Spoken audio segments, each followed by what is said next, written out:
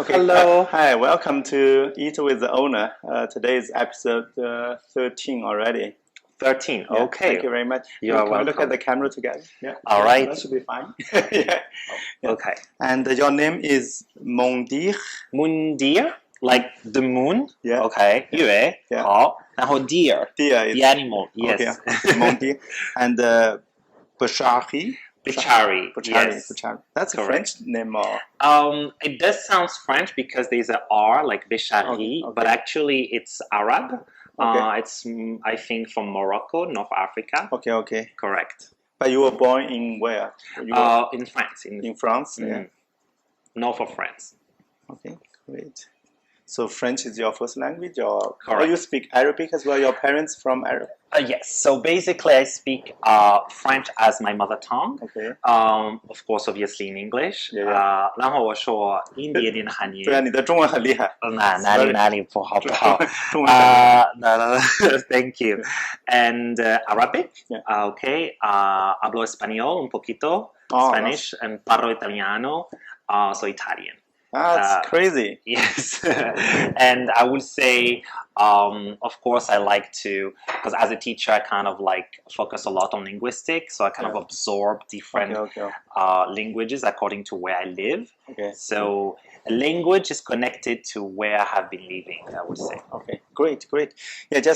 Yeah, to save time, we order first, and then we can talk about. 好的。It's amazing. Like you have this language skills, and your experience will be amazing. Thank you. Yeah, you can order anything you like. I believe. You sure you don't want to drink anything like? I'm okay with wine. No, thank you. I'm okay with tea. Yes. I drink coffee in the morning. Sweet. Yeah, I kind of know your menu already pretty well, so I will go with cherries, the eggplants. Sweet spicy eggplant. No spicy for pula. Oh, but is that the Tianjin, the eggplant potato bell pepper? Correct, this one. Okay, yeah. Yes, that's my favorite. Yeah. Yes. 是的. Okay. 然后米饭, rice. Okay. And I guess the edamame. Okay, edamame. And I think that should be. You want to try green beans or other vegetables as well? Yeah, maybe we should do more vegetable. Yeah. You're right. Which one you recommend then? Either the green beans, dry fried green beans. That one is very popular. The green beans. Okay. 豆角，干煸豆角。是的。Okay. 可以。Okay. Great. Yeah, today probably I won't eat anything, to be honest. This first time I'm not eating on the program, on this video. Oh. Because I wait every morning. Recently I had a lot of food. Okay. So it's just for myself. I see. I can eat a little bit, but I try to eat less today. I see. Okay. It's crazy for me. Recently I had a lot of brunches. Oh, right. Give me 1 second. I will take your time really quick. Of course.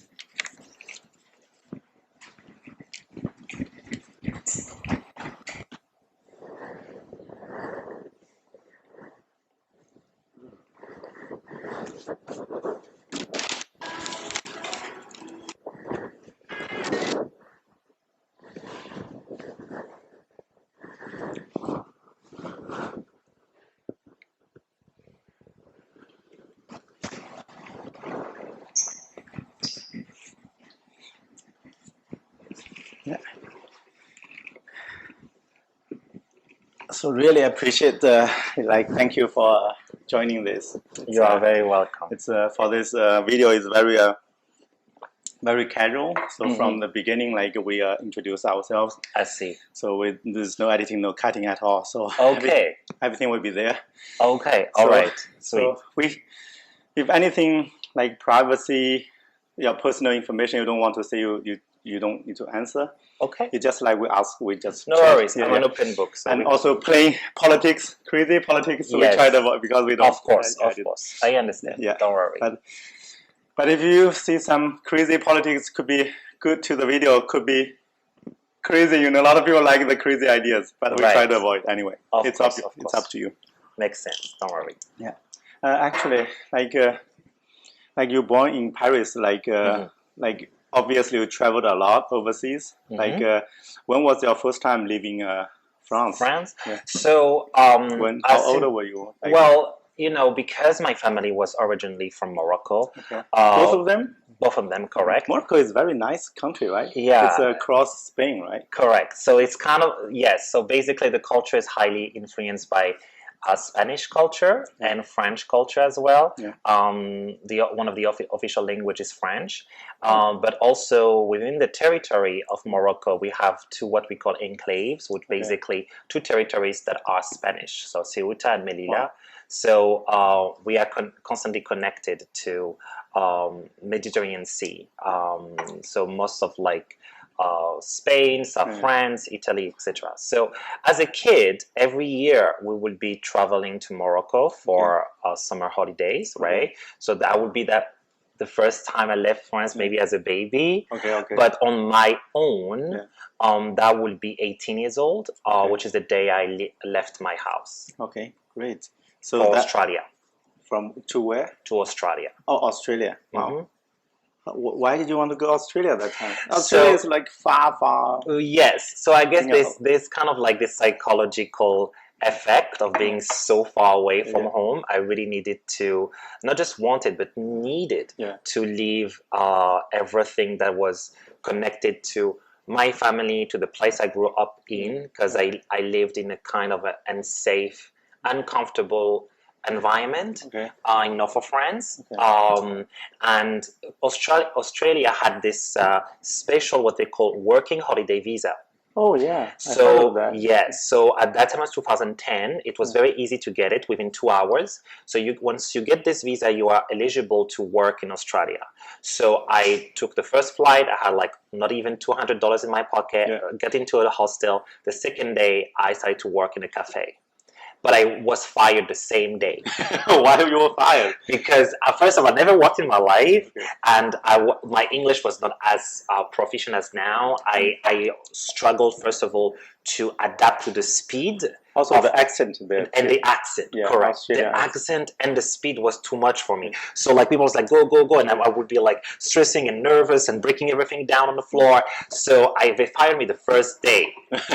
And that's not pleasant. Yes. And then they had like this announce in the hostel about what they call harvesting job. So working in a farm. So basically I would say more than 60 to 70% of people who do this kind of like working holiday visa, they work at the farm. Why? You don't need to talk. You don't need to talk, maybe, too. But also, because if you stay there for 3 months, the Australian government renew your visa for an extra year. So basically, it's a way for Australia to get like more people working in the farm. Exactly, because local people will not want to work in a farm.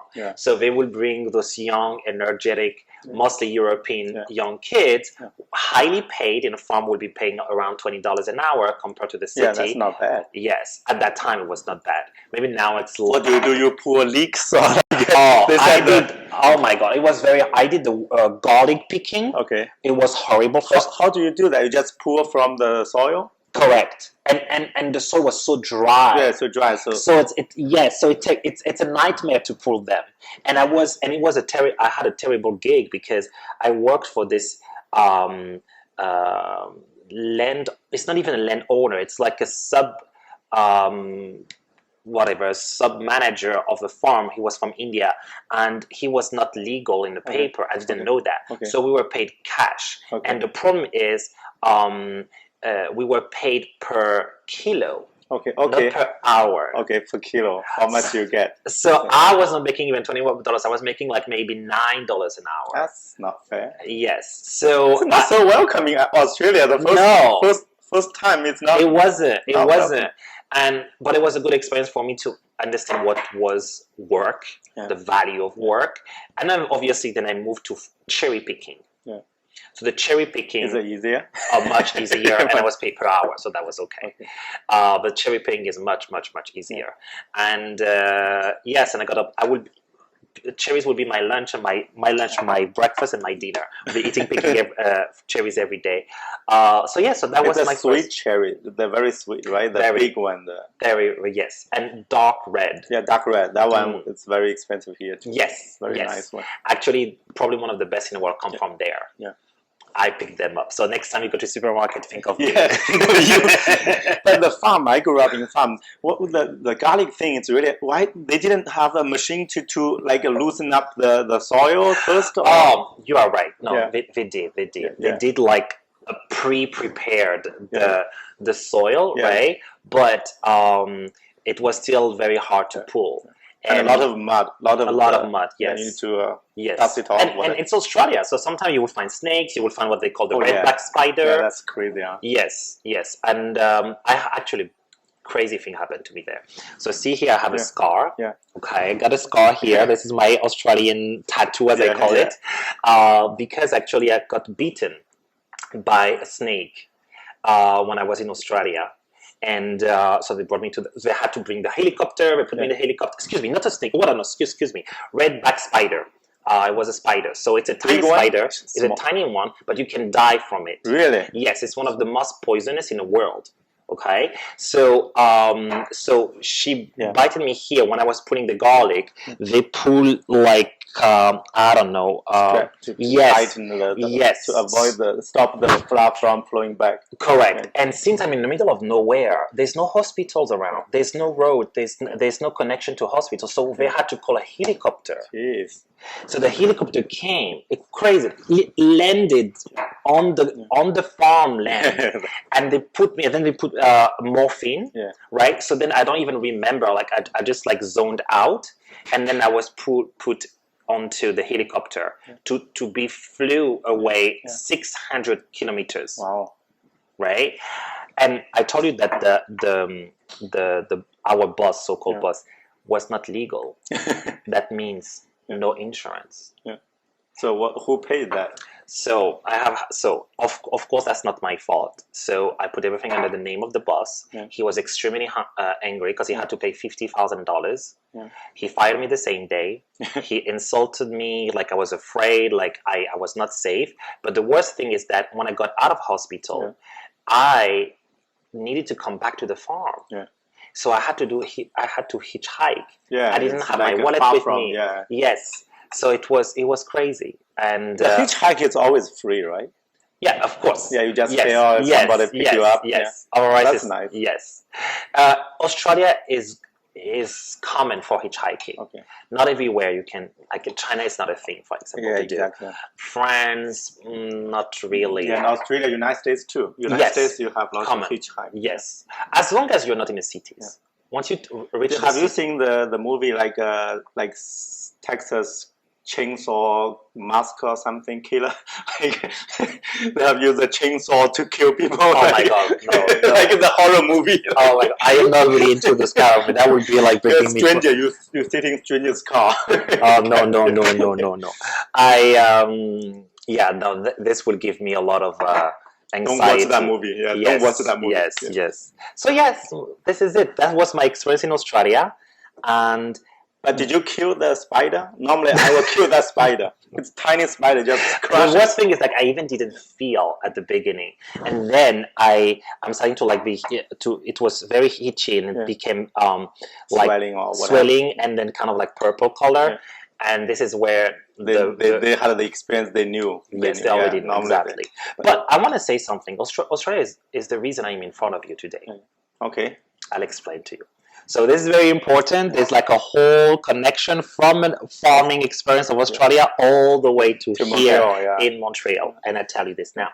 When I was working in a farm, I met my best friend. Okay. His name was Thibaut. He's a French young person like me, same age.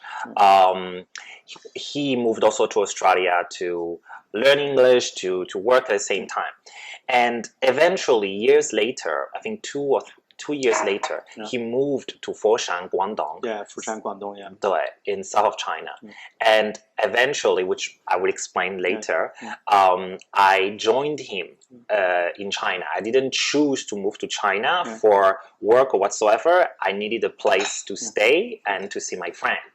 And then from this experience, okay, I went this meeting, and then having this Foshan experience, everything changed. And then one thing leading to another led me to school, to work, to McGill here in Montreal. So it's all connected to the farm in Australia. Yeah, that's the amazing thing about life, you know. Yes, especially like you're young, you kind of explore the world. You like it's like a lot of full of possibilities. That's the beauty of the life.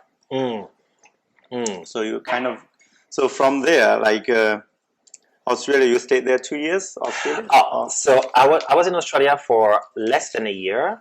After the hospital event, I couldn't stay anymore. You cannot be in that farm. Like I couldn't stay in the farm, but also mentally, I'm like, I'm done. Really? I'm done. I want to go home. I want to see my mom. Also, you know, as French, we have free healthcare. I never knew that you could pay inside the hospital. Like you cannot pay inside the hospital. There's no money there. No, you cannot find any money. You cannot find any money in the hospital. No. So like Montreal, same. Montreal. Really? Yeah, Montreal is the free healthcare. Oh, good. But you pay bills after. You pay the pills, the prescription. But all the medication in the hospital is free. Okay. But you pay the treatment, maybe the medicine. You pay the medicine only. But treatment all free. Treatment, everything all free. Okay. But the subscription you pay the certain amount. Most people some people on the insurance, private insurance, they will pay. Or the public insurance, they pay you. You only pay a certain amount. And then you just like free after that. So it's not a huge burden. Okay. So France has the best in the world, probably. In the world, Yes, but this is not good. This is not bad at all. It's quite comprehensive. Even though I understand you have to pay a certain, you know, part in terms of like medication whatsoever. Medication, But in hospital, not bad at all. In hospital, you don't need to bring money and nothing. You just bring your card. So it's that's totally good. That's operations, everything, even the cancer, etc. Not at all. So it's amazing. So that's the most important. Yeah, even the permanent resident here. My in-laws, they are the permanent resident. I'm the Canadian citizen now. I moved from China to here 15 years ago, so I'm a Canadian citizen. For my in-laws, they landed as an immigrant, permanent the resident. So they went to hospital. Everything is free. The checkup, everything totally free. They did some what is that called, the blood, like blood pressure, the artery. You have a blockage, and everything is free. So it's really amazing. It is. I mean, this is why we call first world country. You know, it's a highly developed. But after that, you visit your parents back to. So what happened later? It's even like, how to say, more unpredictable and somehow historical. And I will tell you why. So, the food is coming, amazing. Let me get.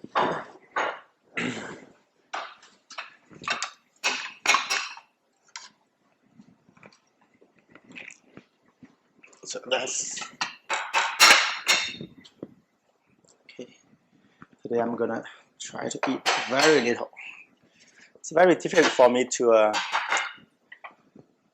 keep my weight down. Yes. Yesterday, I guess I went to brunches like here in Montreal, very popular. Yes, it's like the breakfast. Yeah. Very popular. So I brought my daughter. She's 8. So when we had a chance, we go to the restaurant. So eat 2 days in a row, 2 mornings in a row. Okay. I see. Please go ahead. Thank you. Okay, when I say historical, you want to understand, because it's really part of like our history, our contemporary history. So I was not sent. I was not back in France actually. Okay. I called my dad. I was crying on the phone, and I said, "Hey, because my father was not talking to me because I left home. Okay. And was not supportive."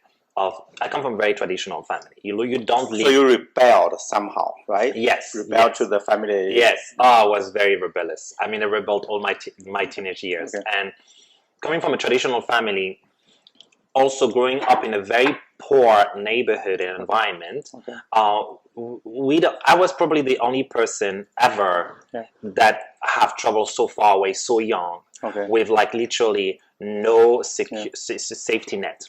So for my dad, seeing me like living all the way across the world, so he was traditional, like Arabic tradition, or Arabic Muslim tradition. Okay.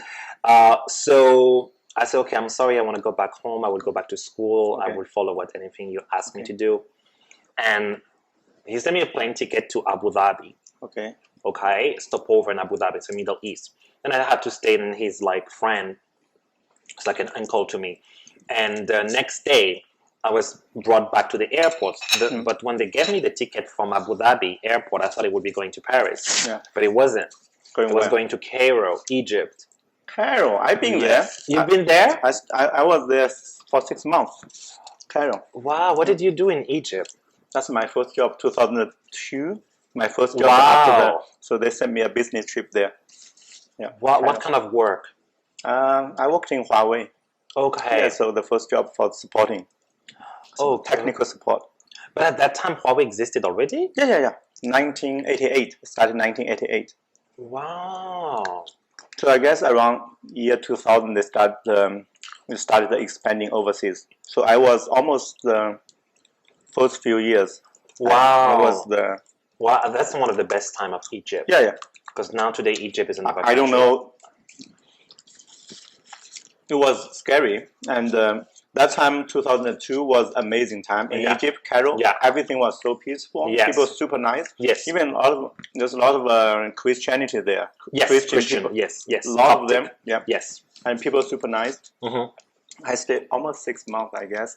Early 2003, the day I left. The day before I left, and it was a festival. They kill a lot of goats. Oh yes, right. In the street. Like even even young boys, they have to see.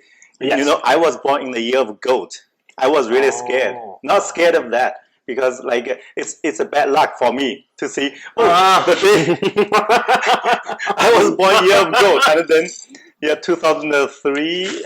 I guess it's January or February, early February. And the next day, the day before I left, also is the space shuttle Columbia accident in the space. Yes, so I remember. I was watching that on TV. We had a on the satellite TV.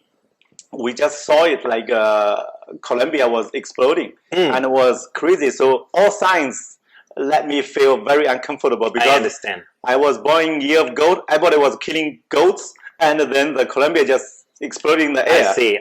And there's then like a lot of death around you. The next day, I had to take the plane to fly back from Cairo to Beijing or Shanghai. Beijing. So that's scary. It is. It looks like I guess it looks like a Final Destination. That movie, like all signs make you believe like something bad is gonna happen. Yes. Is it okay if I take a photo for our sure, meal? For sure. Yes. This is quite common. Okay.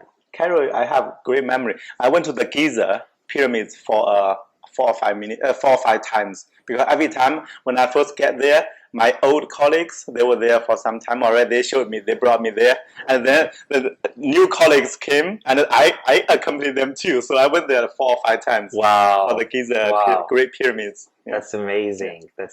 Is it okay if we take a photo? Yeah. Okay. Together? Yes. For sure. I mean, okay, like this is okay. Okay. Perfect. Okay. Wow. So you do have an interesting background. I mean, it's because you. May I ask how old are you? I'm 42. Yeah, I'm 42. I was born in 1979, year of goat. You do look much younger. I hope that's like Chinese. I hope if I don't have long beard or long hair, I look a little bit younger. So I always. Even, I guess, started 12, 13 years ago, started having long hair, beard. So to that time, I tried to look a little bit sophisticated. Okay. Like a little bit older, Is it Montreal that influenced you with the long hair and the long beard? The long hair is new. The long beard, I always have this beard all the time, never shaved. Oh, since you're a kid? Yeah, since I was teenage, so never shaved. So I want to keep things original. That's my idea. No cut. Seriously. So that's my philosophy. Yeah. You're interesting. Yeah. And the long hair thing is like my last employment. I work a full IT job, full IT engineer. I was as a engineer. So I was working all the way till 2020 April, end of April, during the pandemic. The restaurant was my side job, so I always IT really? Engineer. Yeah, I full-time IT engineer. So you're skilled labor. Yeah, I came here as a skilled worker program. Okay. So it's special like immigration channel. Yeah, exactly. So the last job I had, I've been working there for 12 years. The same company. 12 years as an IT engineer. So from the day I joined the company, I told myself I won't cut my hair until I finished the job. So, but it's very long. so about 13 years ago, I started.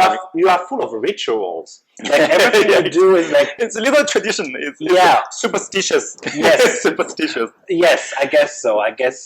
But it's interesting. Like every choices regarding, I mean, you're talking about the hair, but maybe it does touches over fields or over areas in your life are always connected to a ritual. Like, it's very symbolic. Yeah.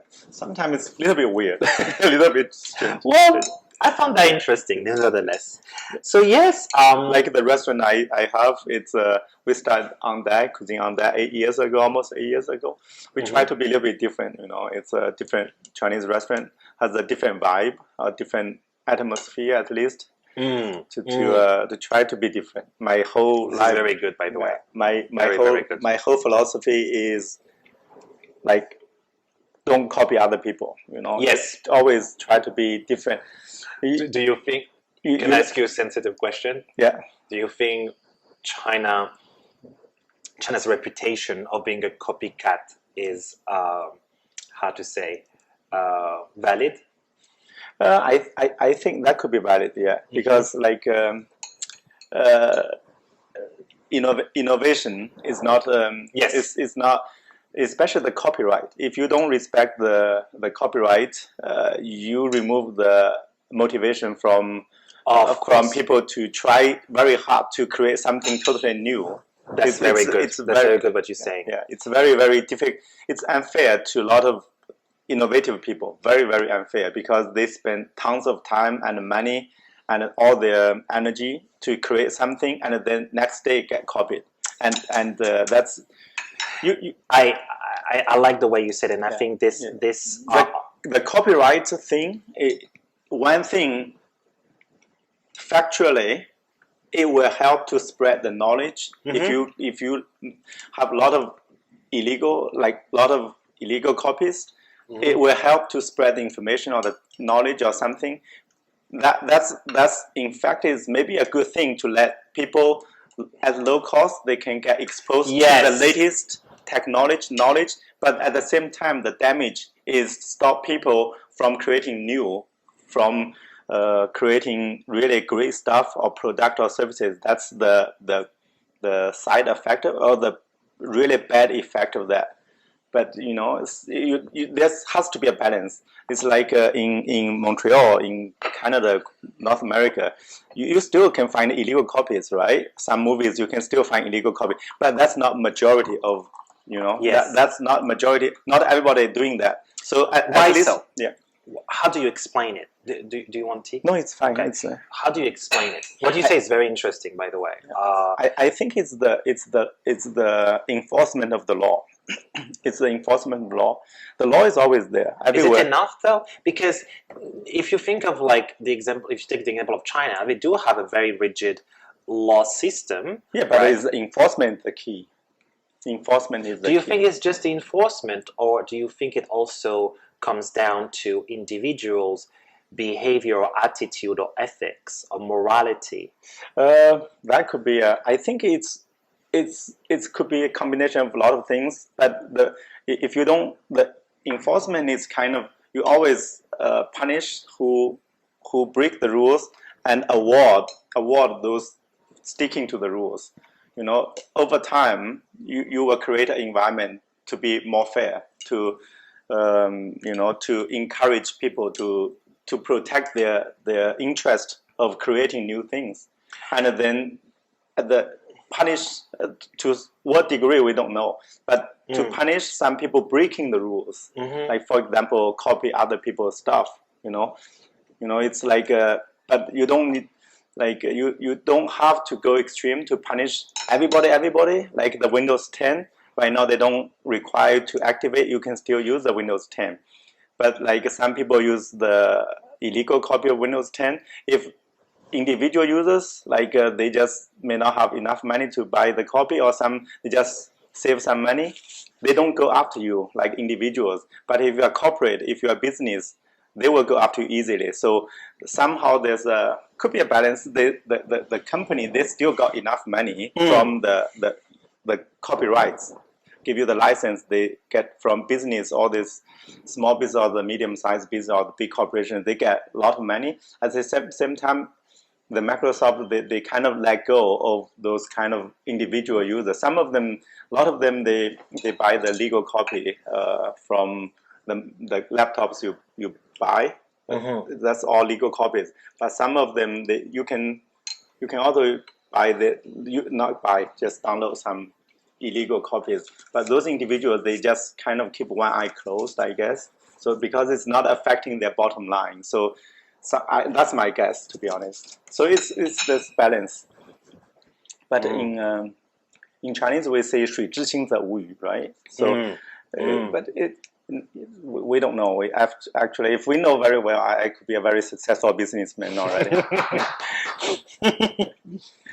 But it's interesting. Like it gives me a lot of insights. However, I don't know if it's just a question of law enforcement. See, because if you take specific societies, I don't know. Like look at Icelandic society, Iceland, okay, New Zealand.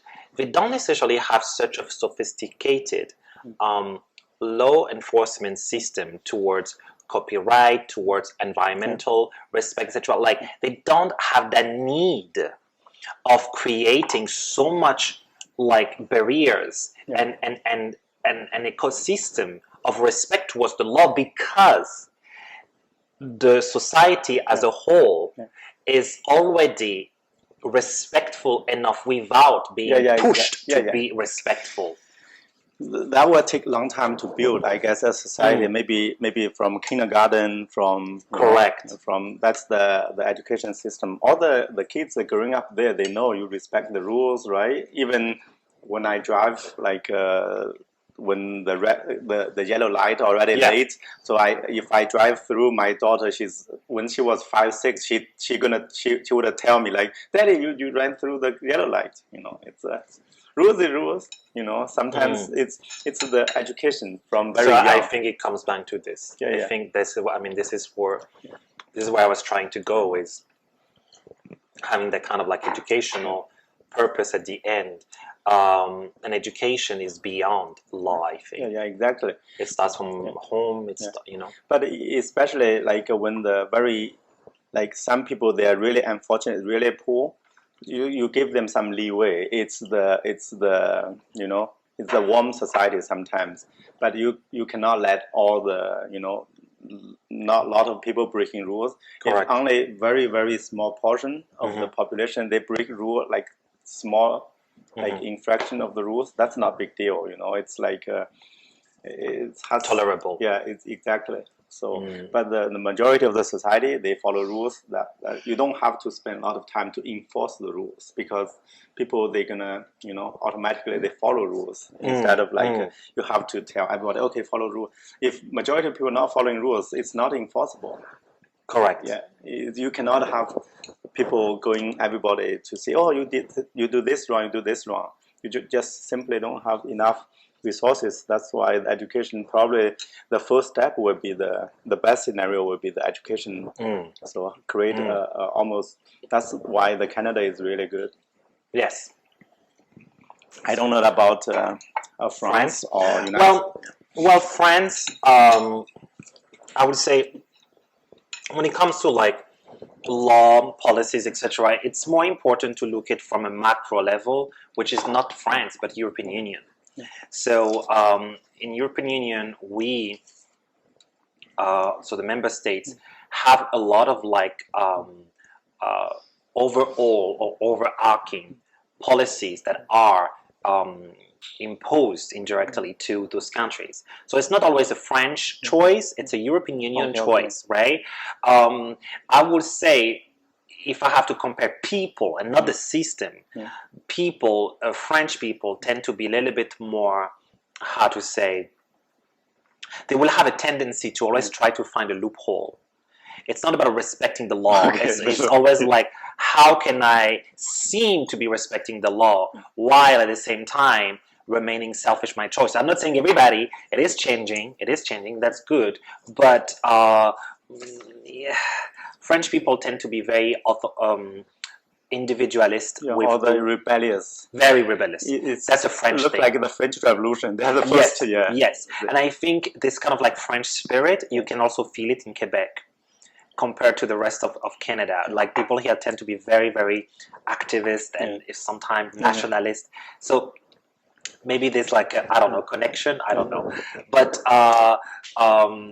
I would say if I have to compare both countries, Canada is definitely ahead of France in terms of like respect of law and also law punishment. The law enforcement. Enforcement in France is very, very, very low. The crimes are high. That encourages people, because the cost of crime is low. People probably, the chance of get caught or punished is very low. So they have more chance to offend, to break the law. Yes. And you know, we have problem with our prison system is collapsing. We don't have places, jails. If what you are saying is true, so the current system won't last long. So the problem. But that's why we have so many problems.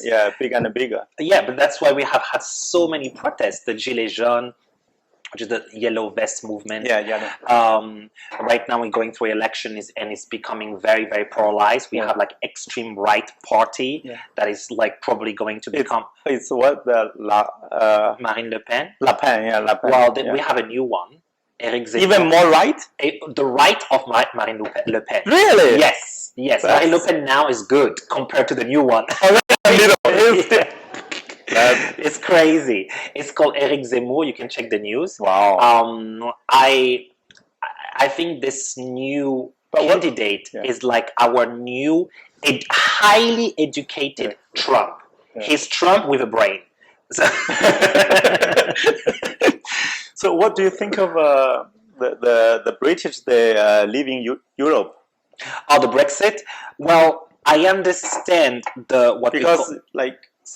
British people, they say like they cannot make their own decisions because of the union thing, right? Europe Union. Well, I think there's a lot of scapegoating, meaning that they like to blame.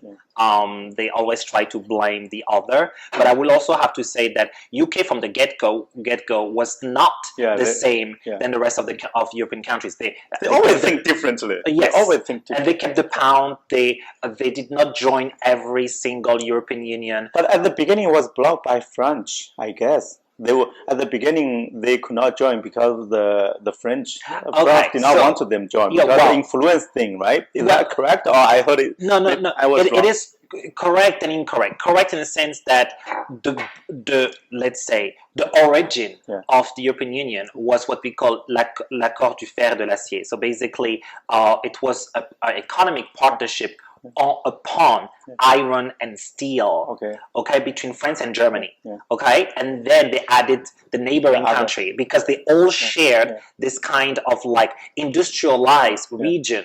UK is already a sea. All right, so it does, economically speaking, does not make sense at that time, 1950s, 1960s. We're still looking, at afterwards. Sorry, I need to make space to explain. We're still looking at the after World War II effect.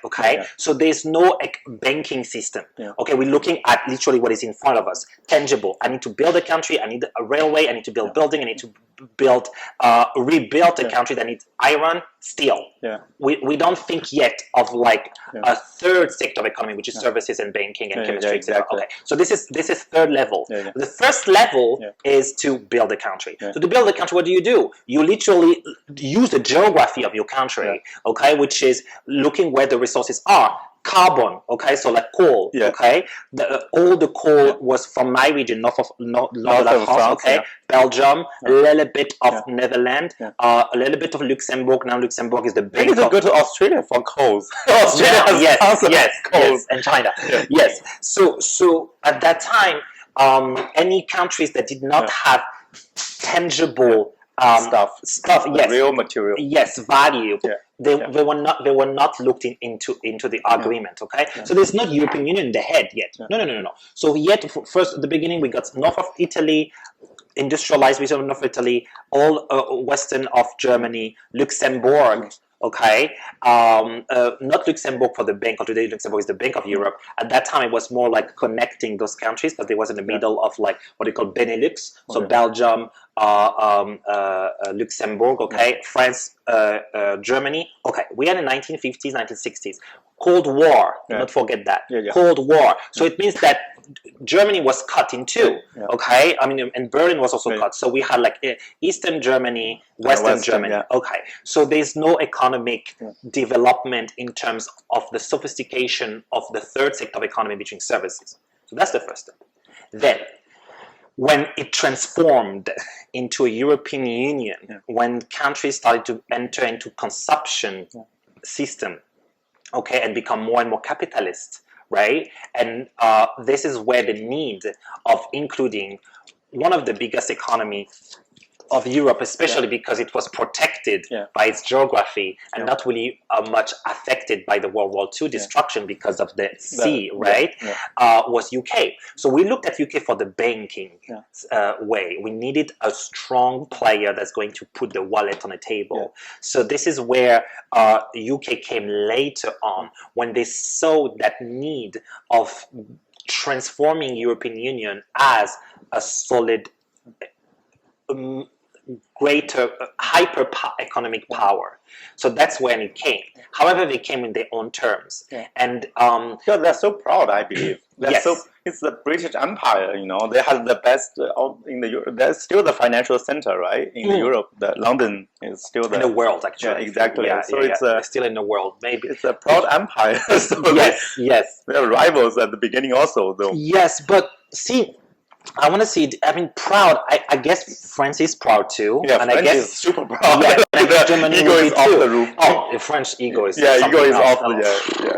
It's too much, and that's also the reason why I cannot live in France, and I don't do well with French people. You never worry about the self-confidence from French. No, but I call it as an artificial fake self-confidence. It's not the I confidence, the we confidence. What does that mean? It means that the confidence is a hierarchical, inherited confidence from a specific social class of a country that have inherited this kind of like historical, cultural value, which is beautiful, and I understand that. But where is the I in the equation?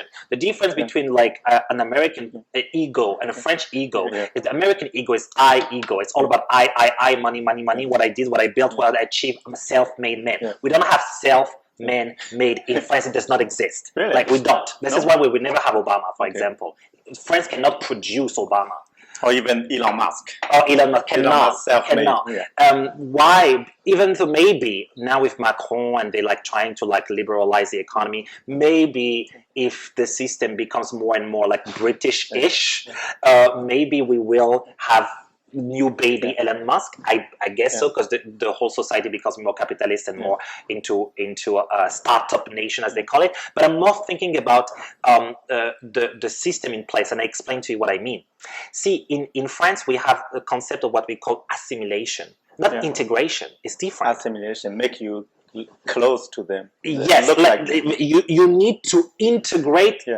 To the point that your identity has to become French identity. And French identity is a model. You integrate that model. You assimilate that model. Quebec, they try to do the same thing. Quebec is very similar. Assimilation. Assimilation.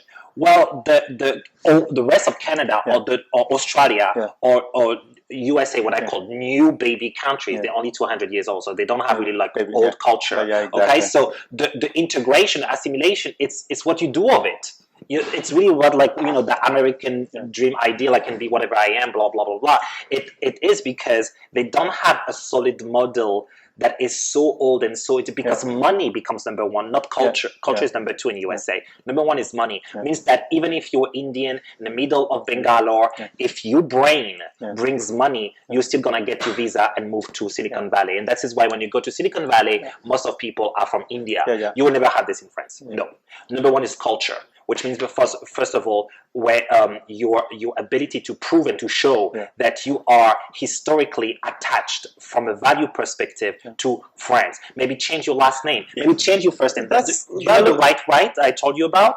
Not the Marine Le Pen, the one right. The whole debate right now is about he wants to impose changing names. Oh, really? Because if you are French, you need to have a French name. So me, Moundhir Bechari, has to change to, I don't know, Michel, whatsoever. No, you just, like, your name, you will pronounce, perfect to pronounce. What is that? Oh, I put another. Moundhir, because you're English speaker. That's why it's easy for you to pronounce. But a French person will not be like, Moundhir, like, no, it's not. But that were like, that won't be too good to the economy, right? Because you don't have. Of course, I agree. You cannot kind of have those kind of genius like Elon Musk to be able to start a company, like to create a lot of that kind of high-end jobs. I guess you can have a genius if he's white, French, born in France, and with, you know, but. I'm not saying, like, you know, intelligence is raceless. Yeah, it's raceless. Nothing to do with like your parents, the race. But some races, I don't like to use this word. Let's say some cultural, ethnical background will have a higher tendency to success than others, because when you're immigrant, you are hungry, so you're more hardworking. Yeah, exactly. You look for a better life. You for a better life, so you're more resilient, right? When you are born privileged, because being French is to be privileged. You know, you're protected by the state. You have like healthcare and education for free, and a lot of like social services and social welfare. If you don't have work, they give you money. If you lose your job, you still can get the same salary, almost the same salary for like over a year or 2 years. I forgot. It's been a long time ago. So it's privilege. So that makes you. I'm not going to say the word lazy because that's a dangerous word to use. Right. But it makes you will be cancelled. I will be cancelled. But just a little bit less pressured, you know. And one of the reasons why Chinese do so well, now less because China is another level of development today, but maybe at your generation, why Chinese people did so well in terms of migration is because they came with almost nothing left for them except the only thing that Chinese people have, which is hard work and community support. Okay, like the woman, the wenhua, okay, the collectivist culture that helped when you need to raise a child and pay for the school whatsoever. You will have what we call the pooled resources. So this is why we say that Chinese kid has like 6 parents, you know, and everybody's going to pool the money into the raising the kid. That's not Western at all. You know, it's very, very Chinese to do so. The Chinese, Korean, and also Japanese. I guess it's called Confucius. It's Confucius, and also it has the culture of collective ideas. Yes. It's like Americans more individualism. Yes. So these two, like, they have all good stuff, bad stuff. Individualism, so it's more independent, the personal thinking, the personal freedom. But like in the collective society, sometimes like automatically it's like Japan. Not a lot of them there's nobody forcing them to think, like have to think for the group team. Correct. So they automatically they have the group's interest in their mind. A lot of time when they do things or something, so that's as a group, that's the advantage they have. But they still need to, you know, it's the collective and individual. It's very, very interesting. Like also the Chinese, I guess they put a lot of emphasis on the education for the children. So that's a really good thing. It's the education, but the generation thing, they put the financial support on the kids. So that's a burden for the kids as well. Sometimes you have to not paying back, but Yes. somehow when you are 20 or 12, like 18, 20 years old, or even after graduation, like when you have your first job and your marriage, the parents or grandparents, they have a lot of saying, they have a lot of power on you to decide for you, because they support you so much. It looks like they are entitled to make decisions for your life as well. So yes, and yes, who you marry, like Yes. where do you buy a condo, where you buy your house, when to have kids, how to find a job. That's too much. Yeah, exactly. It's always the benefit, and then Yes. sometimes also you have to pay the price. It's just different system. It's as the immigrants, Chinese immigrants living overseas in United States or Canada, you always have this kind of situation to see like which, if you go with more Chinese tradition or like the local customs. So it's like, so the first generation, we call it first generation immigrants. We have second generation. Yes. And so their ideas about this collective thing, the thinking or the Chinese tradition will be, it depends on the family. Sometimes like your background as well, your parents may be more like Arabic tradition, but like it depends on the parents, like the first generation immigrants, the second generation immigrants, some of them like they have percentage, maybe 50% traditional. Yes. Some of them zero. They with like if they totally here, so they will be like the parents. The gap to the idea gap will be so huge. That's crazy. A lot of conflicts within the family will come from that. That's the. Have you witnessed that? Have you witnessed that? Some friends, yes.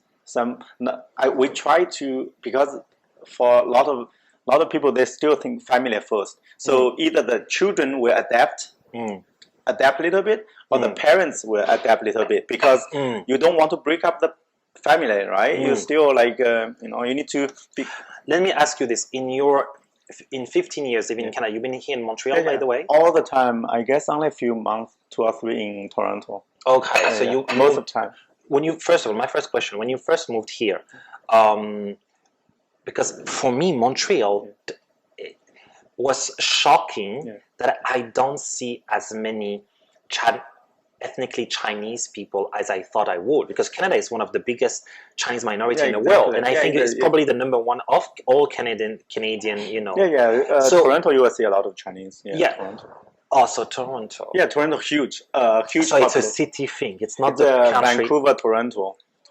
So outside those two big cities. But Montreal, the problem is the French language. It's the cold weather. So especially for Chinese immigrants, we spend a lot of time learning English, and so to master English is already very difficult, because the language is different between Chinese and the Western. The latter language, of course, already huge. So sometimes it's like they always say, well, you come to Quebec, you have to learn French or whatever. It is easy said than done. Like when you're trying to catch up, like you spend most of your life trying to learning a second language is English, and then the third language is French for them, and at the same time you have to make a living. I see. And it's very difficult. Some people say you need to learn French. I'm learning myself as well, but it's so hard to. Oh, sorry, this is my friend, by the way. Hi. How are you? Good. So that's So that's the thing. It's very, very hard, especially when like most Chinese people, like immigrants, their foreign language will be English. Most of them, and if you ask them to learn a third language, French, it's very, very challenging. Very, very challenging. So you think the main reason, the main obstacle is mostly connected to the linguistic? Or I think so. Okay, I think so. I see. The cold weather is not a big concern. Some of them, they complain about the weather, but the Quebec weather is, in China we have several provinces. Yeah, I mean, if you like Guangdong or exactly. Shenyang, 是的，辽宁， right? The weather is not, it's the language, because like sometimes as a family, like you move here, first of all you need to support your family, you know, kids, school, and you find a job, and the English, like some of us we speak broken English, you know. It's very difficult for us to learn English first of all, and then but that's also explained the reason why most of, even less and less now, which is I think good, but most of you, when you came to North America, you came specifically because you come from what they call skilled labor profile, which is all the time 010101 language, which is a universal language, whether it's IT or chemistry or like. So this is kind of like easy for you guys. Or the IT engineer. Yes. IT, we call to it. like just easily transfer. And usually you even tend to be better just because all of your educational system was like so much channeled through you know, through the studies of what we call exact science, 0101, you know. Okay. Well, let's go back now. Okay, Yes, because we went a bit everywhere. To the Egypt time. To Egypt time, and since my friend is here, I want him to listen to that part of my personal life story. So I told you I was in Abu Dhabi. And then my plane was going to Cairo, Egypt, okay? I didn't want to go to Egypt. As I told you, you know, I already left my family because as you mentioned, the adjective was the best way to use rebellious, right? So Egypt, you've been to Egypt, and it's quite conservative when you are an Arab Muslim person like me. And I was put in a very conservative, again, household. Okay. And I was starting to, so I was studying my school there, but a few months later, the revolution happened. Well, what time was that? That's the, what is that? The Spring, what is that called? Spring Revolution, whatever? Yes, Arab Spring. Arab Spring, correct. So it started in Tunisia, December 2010, and then it's basically spread to Egypt 2011. And then Egypt and Libya and Syria and Yemen, like, okay. But we're still paying the price today from this. So when the revolution happened, I was forced. I do say forced by the people I was staying with, the people I was studying with, to participate in the revolution. First of all, that I had no idea from. I barely understood the politics at that time. I was 18 years old. I had no connection to Egypt. Like, I'm not Egyptian at all. Yet today now I speak Egyptian, which is funny. But I had no connection to Egypt. And here I am in the street and demonstrating with people, like, as just supporting the movement. But something clicked at that moment, mentally speaking, and in terms of like also finding somehow a purpose or meaning in my life. That interest towards any kind of political endeavor was growing in me. So this is why I started to be interested in history, because I was studying there accounting, by the way, and religion. Okay, so very far away from what I do today. And so then step by step, I was interested in history and sociology and trying to make sense of all the things that were happening around me, right? So I was writing a diary. I was like taking notes every day, and this diary then turned into a book, okay? But we'll talk about this another time. So I stayed there in Egypt for 1 year and a half. And then I, again, left Egypt. I ran away. I left this country. I was thinking to join my friend who was in South China. Foshan, GuangDong. 对。但是我要去 Romania. So it's Eastern Europe because I had a friend again there anyway. I had like a dancing job, all right? So I moved to Romania, finished the job, and then moved to Thailand. Where we made a visa to go to China. So I got to Thailand and then 然后没有钱 completely broke. No money. No money. So then I called my friend and I'm like, Panyo, like, why can I come to see you? I need a place to stay, I need to eat.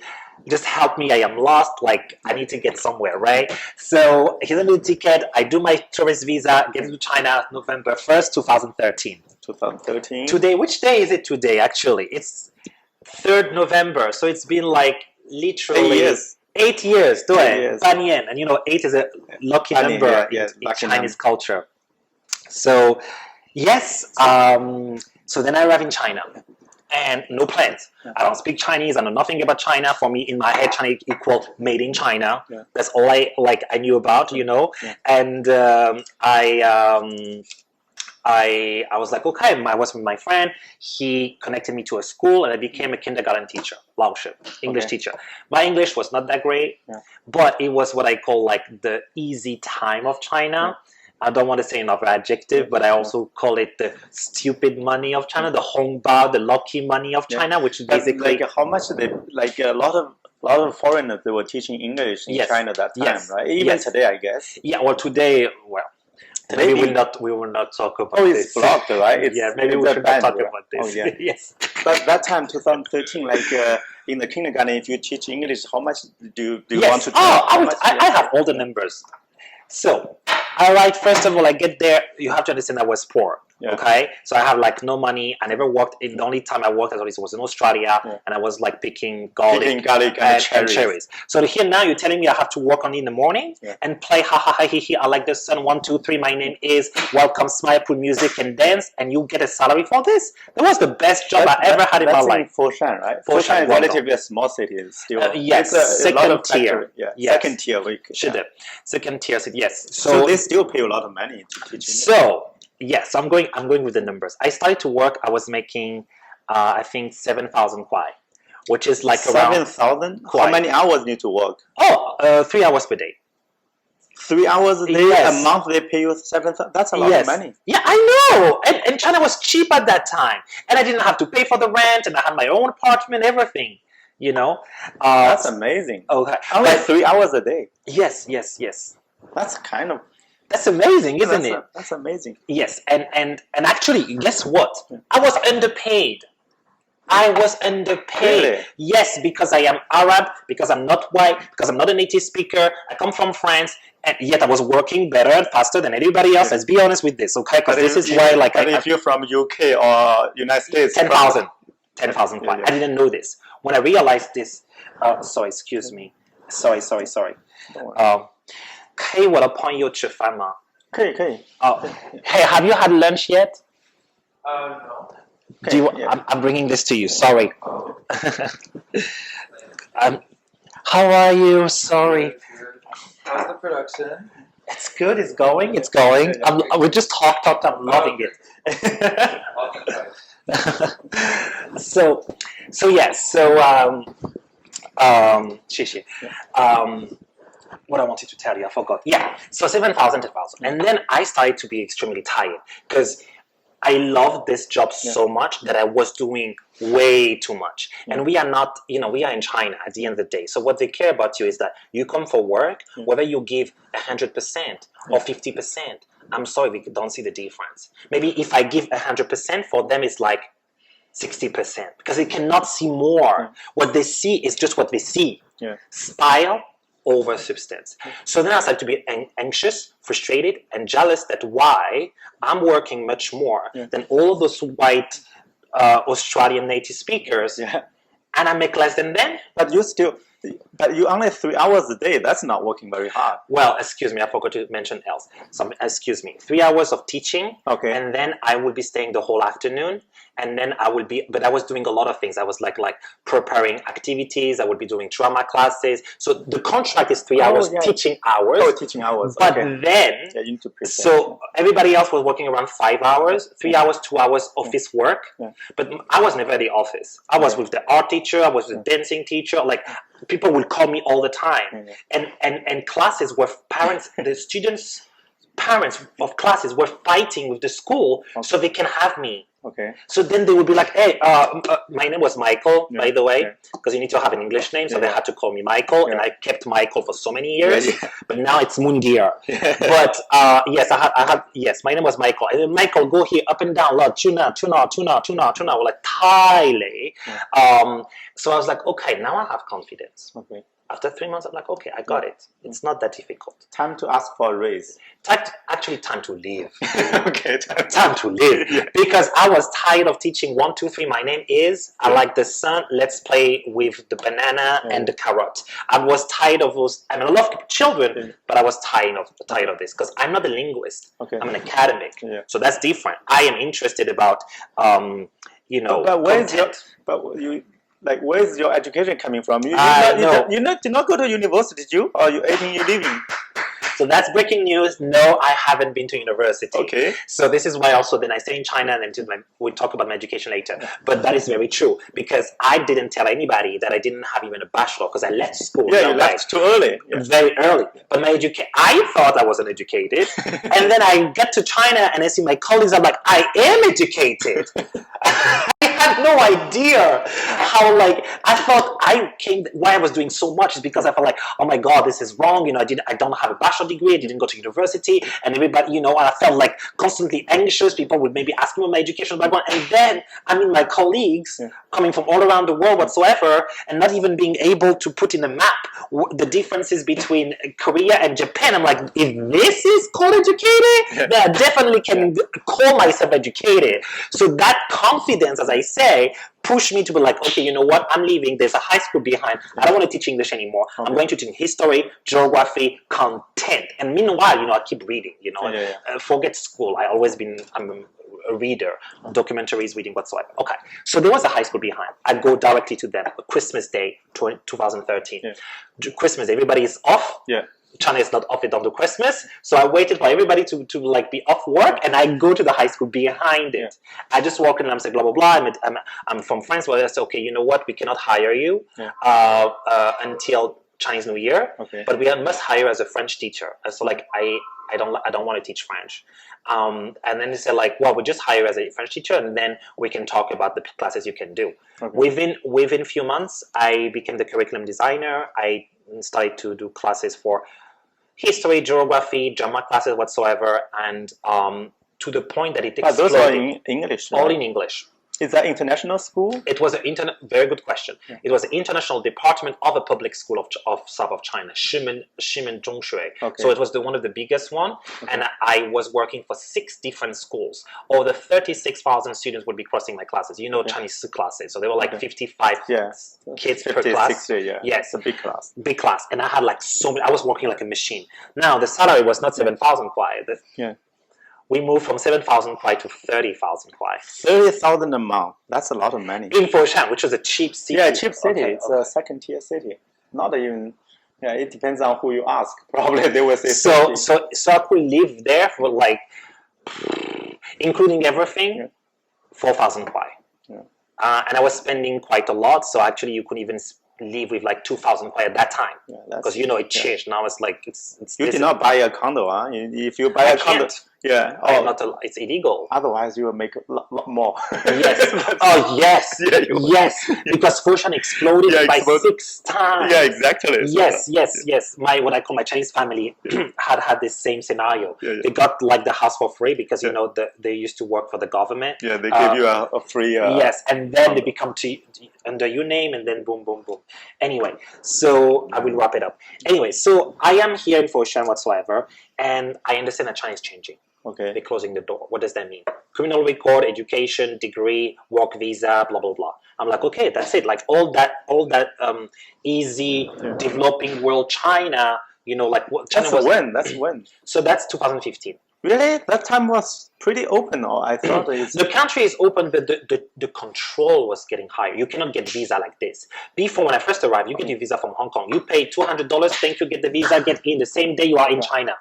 Second year, I have to fly to Malaysia, pay like mafia people whatsoever, you know, all those visa agents, they're all mafia people. You have to pay like around $2,000 multiplied by 10, because the money of China was so good, all people were coming to pick up the cash on the floor. Wow, so I was like, okay, I go to Malaysia, get my visa, come back, because it was business visa, because I cannot have a work visa. Why? I don't have degrees. I'm uneducated, right? So I was like, okay, China is changing, I need to go back to school.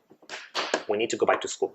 Because I became famous in south of China, I got like the TV following me whatsoever. It was not like CCTV, it was like a local TV station. TV, but I had already a big CV. So I applied to the school directly to a master degree, Master degree without a bachelor degree. Very good. Accepted? Accepted with scholarship. That's kind of interesting. What kind of school they are? NanKai University. No school accept that. NanKai is in Tianjin?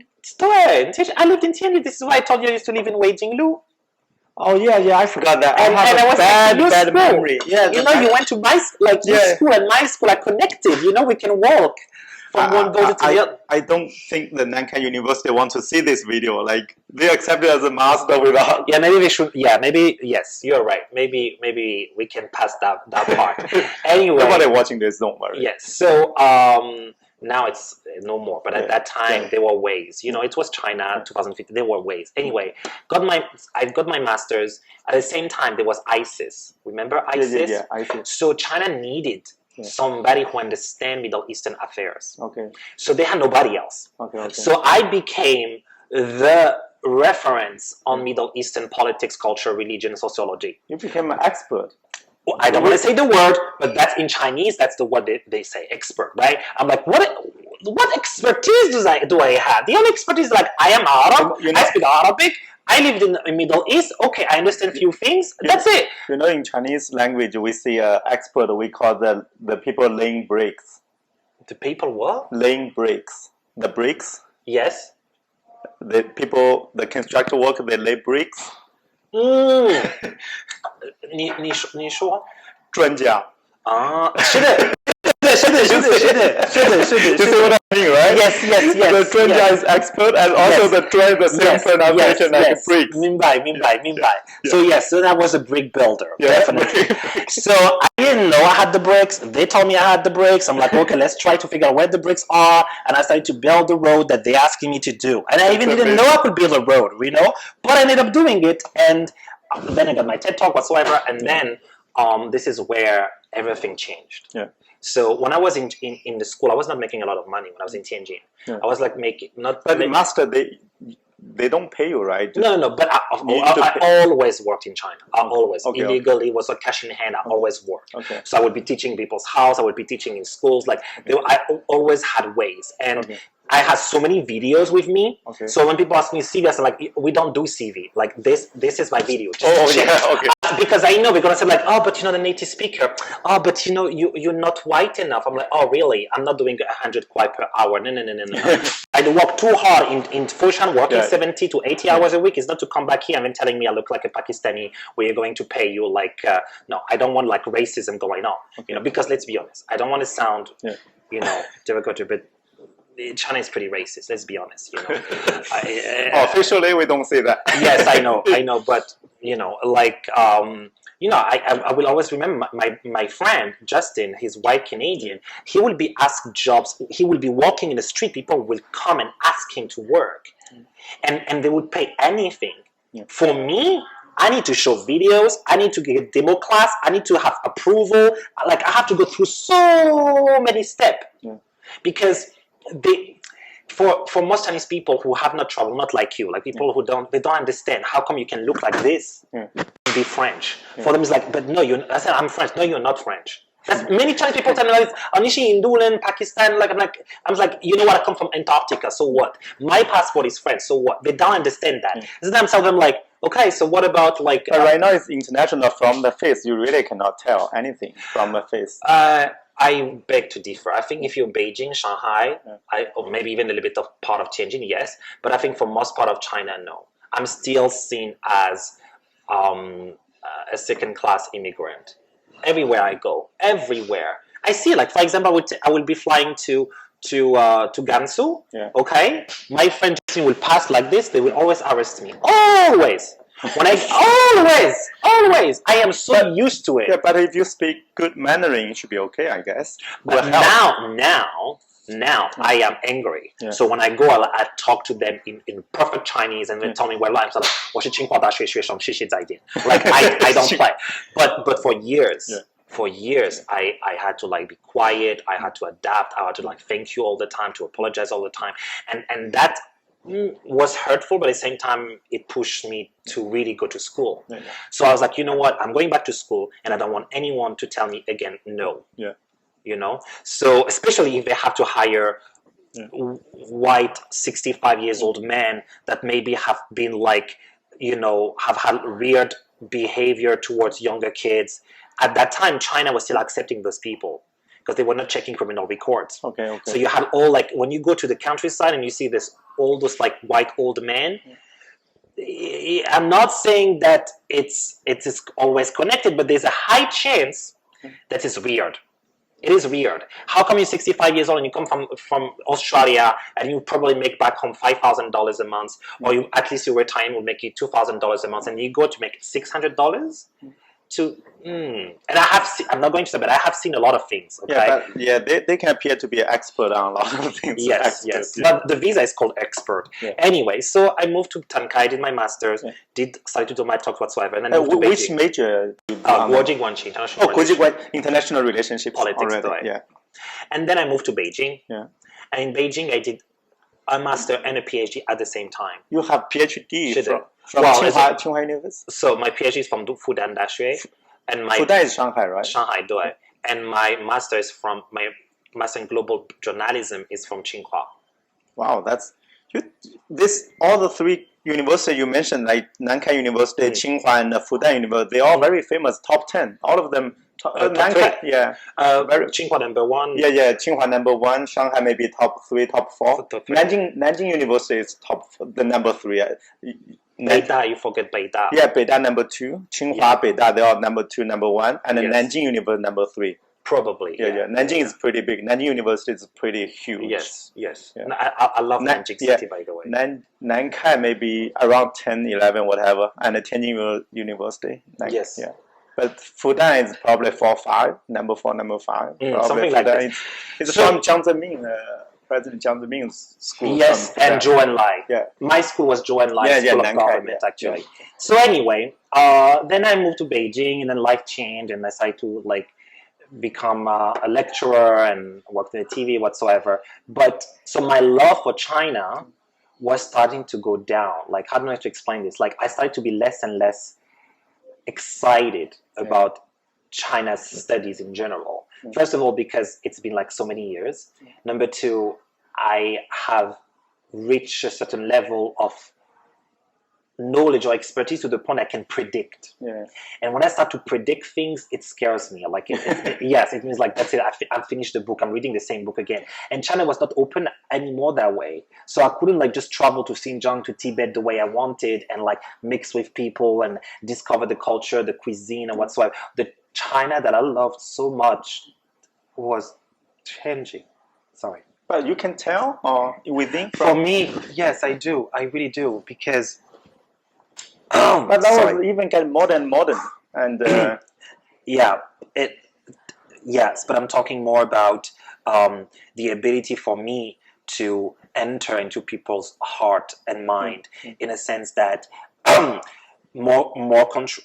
Maybe we should not talk about this, but less and less attraction towards the outer world, more and more suspicious, more and more anger, because China became too expensive. So people started to change behavior. All that generosity and that warmth and that welcomeness and that openness that I used to love within my Chinese people started to change. People become more just like the West, more capitalist, more selfish, more But your language skills the Chinese language is getting much easier, right? Better, yes. better, yes. better and so better. My Chinese gave me respect, not love.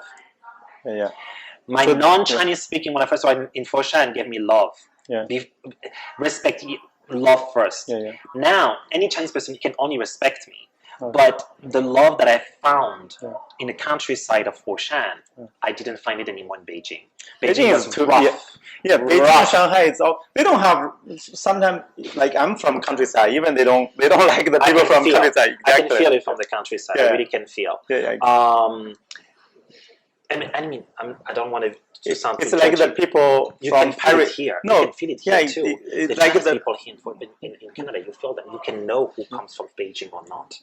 It's a big city. Sometimes it's like Paris. People from Paris, they look people from other small cities in Europe. They feel a similar way. You are from. In Chinese we call from countryside, right? You're from countryside. It's migrant workers. You work in a factory, so it's kind of. I think it's maybe the money thing, or sometimes some people they live their life really well, and then they dress up well, especially the clothes you wear. They can tell the quality, right? The brand, the clothes. People pay attention to pay a lot of attention to clothes. Yeah, just became more superficial. This is very good. You should try that one. I'm almost there. Yes. So it changed, and also people pay more attention to fashion as well. Yes. 2 or 3 years ago, I went back. I was looking like this. Even I guess at the metro station, I was stopped by police as well. Like, of course, they will judge you because first of all of your beard. They will think you are like a minority. Yeah. You know, or maybe Hui. They might think you come from a Muslim minority because of your beard, and you know that. Maybe we should not say this in camera, but you know that now it's almost forbidden to have this in China. Really? You can, long beard? In Xinjiang, in Gansu, it's forbidden. In QingHua, it's forbidden. They will force you to cut it. Did you know this? I don't know. I look since 2018 because you look very much Hui Muslim. No, for real. Like you can ask. You cannot have beard anymore in China. Oh, really? Yes, and interesting. I don't know. I thought very, very sensitive. You know, we have a fortune telling thing. You know, the 看相面. Yes, and you find them in the street also. Yeah. They often sitting on the street. Because that's the thing I want to you know, I always joke like when I don't have a job, I can sit there. You have to have the beard. You look kind of this kind of stuff, and then you kind of tell people what's your fortune, your love, your family, your fortune, then your wealth, side hustle. Yeah, you know, I have to have my backup plan. Plan B, if everything goes bad, I still can have an income from sitting by the street to tell people their fortune. And yes, and also back to the look or the style. I always said, I don't know your Chinese. You know the Chinese saying is called a 丑人多作怪. Do you know that? 丑人多作怪. It's a expression, Chinese expression. 丑人. Okay. You know what is 丑人 means you look ugly people. 丑人. Okay. 丑人多作怪. 多作怪 always to make weird stuff, do weird things. 丑人. That's the expression. That's so. Yes. No, but that's a wisdom. Wisdom? You ugly people do weird things. Is this a wisdom? That's come on. That's my thing. You know why? Because if you are 丑人, not too ugly, it's just like you're ordinary. You're not idol. You're not star. It is kind of, it's opposite to the star or the good-looking guys. The really like they born. But you do understand that this is terrible. Yeah, you understand. It's a different culture difference. In Chinese, it's not. It's not a good thing. People, if you do a lot of weird, we call 奇葩. You know the 奇葩, right? 奇葩, yes. Yeah, it's the same thing. It's 丑人多作怪 means you are 奇葩. You are the weirdo. You're weirdo. But it's a little bit bad, negative, close to the middle. But not that bad. 丑人多作怪. It means like you always want to attract attention. 丑人多作怪, you always try. Okay, insecurity. It's you do weird things. You try too hard to compensate the fact that you want to get attention because you don't stand out by yourself. I understand. So you use artificial tricks to attract attention. Yeah. Okay, now I understand. But I always like this thing. I like this expression means like for me, I like in Chinese we know Andy Lau, right? Andy Lau, Liu Dehua, right? Everybody knows Liu Dehua, right? You know Liu Dehua from the Hong Kong star. Yes. Andy Lau. He got millions of fans. Because he's handsome, he was really the superstar for 30 years. Okay. He's been a superstar for like generations, grandpa generation, parents, and then the kids today. They still have a lot of fans for 3 generations. Liu Dehua, Andy Lau. I understand. So that's the handsome people. They got followers, people, right? The people when you have qualities, sometimes yes, you stand out by yourself. You don't have to do efforts. Maybe I should tell this to myself then, because I try too hard. But anyway, you see, some people like Brad Pitt or the Tom Cruise. Some people they handsome in Hollywood. They attract a lot of fans automatically. So they do less efforts to achieve. So, but that's why I'm saying, as people like ordinary people, we look ordinary. We have to do creative things to attract people. That's why my philosophy is always be different. If you do the ordinary things, ordinary people, nobody gonna find you. That's my. But my question would be, do we always need to be found? It depends. Like, there's nothing wrong in not standing out. You know, it depends what you want. Some people, if you want money, for example, some people they want to get a lot of money. Like you have publicity, a lot of publicity that will make you rich somehow, you know, like TikTok. If you're famous on TikTok, people will come to you for right. Yeah, right. The DM me for, you know, the collaboration.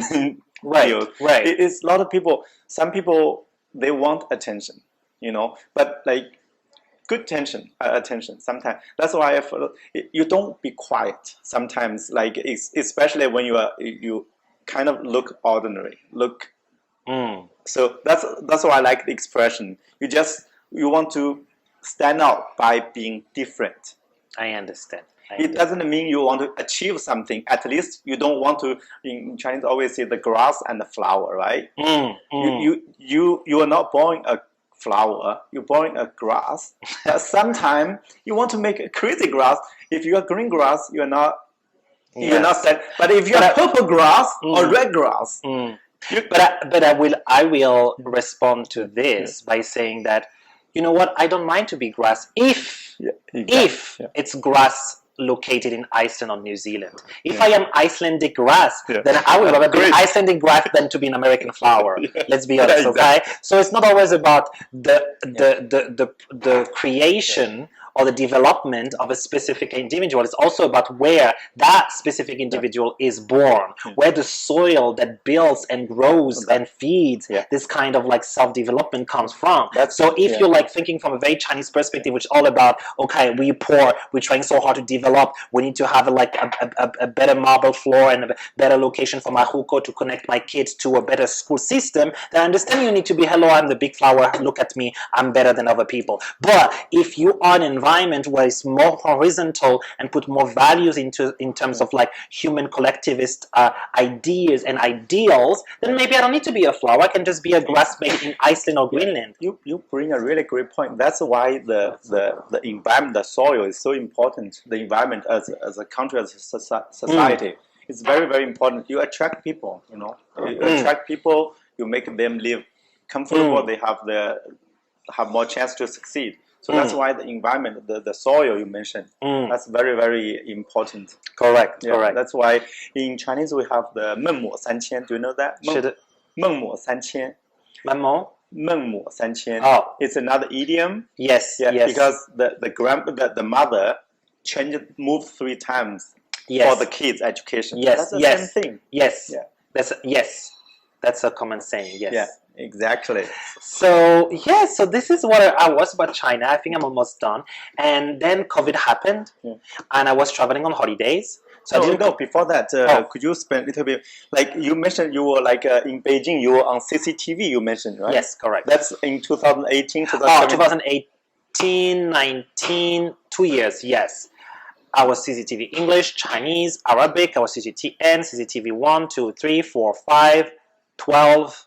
That's crazy. Yes, like everybody were calling me. It would be cooking show to like documentary to talk about ceramic to talk about clothes to like it was any topic people would just call me just because I was entertaining. But CCTV, yes. Like you know already. But for the other people that are watching this, CCTV is like a CNN, NBC, ABC, Fox, ESPN combined. Yes, in China. Yes, there's only one. It's CCTV. Yeah, it's only one. Yes, so yes. Which is the biggest TV network in the world, and also with the biggest franchises across the world. Actually, exactly. CCTV is. But how did you get on the?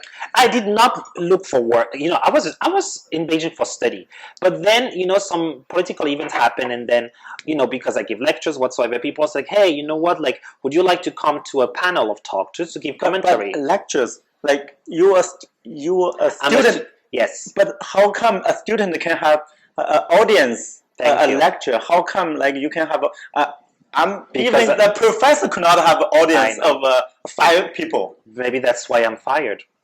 Thank you. That's a very good question. I was the only one in the history of China. I was the youngest foreigner in the history of China to ever have the chance to teach a lecture. As I told you, like at that time you were like 25, 26. Oh, I started to give lecture at 23 years old. Okay. 23 years old was the first time I started to give lectures at universities. But the first time they told me like, come and talk about your experience in Egypt. And then the professor commented like, okay, you know what? Like, what if you create an own special class and your own curriculum. I'm like, okay, just like I didn't need to know how much. I need to know the time. And I need photos and videos because I need this as you know. As I told you, my CV is not paper; it's always video in China. You know, so yes, I was. That's a good question. I was actually the only one, and now because of me, I started to push the schools to like give chances to be, and I'm not going to sound, I mean, what I'm going to say sound arrogant, but let's be honest. Most of the Chinese academia people are old people from like the old generation. They're not very open-minded. They're not updated with the world. They don't understand how to read the world with 2021 glasses. And you need to have a younger perspective. The younger perspective needs to be foreigners most of the time. Why? Because you're not going to find a 28 years old professor Chinese kid who has been able to travel the world. Otherwise, if they travel, then they stay abroad. They're not coming to come back. So I'm still going to say that a solid bachelor's, take a McGill bachelor student, will still be better at delivering level of complexity of information than, I would say, a big amount of professors in China. What I say is very sensitive. I'm sorry, but don't worry, it's not official. Okay, it's official. It's just personal story. I would say maybe not. You know, the difference that I would like with a professor, maybe the methodology, maybe using the graph, maybe using but this is tools. That doesn't require critical thinking. That's just tools that just work. That's it. But the ability to like connect things to real events, they didn't have anybody else because I travel. Oh, I didn't say something else. I traveled to 111 countries. So 111 countries. Correct. So every single time we were talking about the class, trust me, my photos were ready. I had a file. Today we talk about Madagascar. Get out the photo. Today we talk about my friend is there. Sam. He was telling me, oh, I like your red clothes. Okay, I was like, okay, wait a second. I go to my phone. Whoop! I go to all the lectures that I was wearing a red shirt or red traditional. Same thing. People next time talking about what do you think of I don't know.